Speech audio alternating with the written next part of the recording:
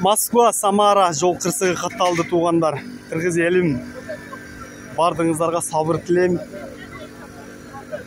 Спринтер үлгүсүндөгү машина. Москва, Самара жолунда 808 километринде. Бүгүнкү число 21.08.2022 жыл. Спринтер үлгүсүндөгү машина 17 кыргыз жаранını границага алып чыгып жатып, жол кырсыгы катталган.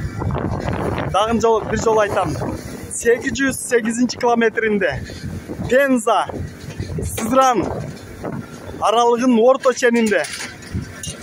Ориентир. Ошондуктан бардыгыңыздарга туугандар, сабыр тилеп кетебиз.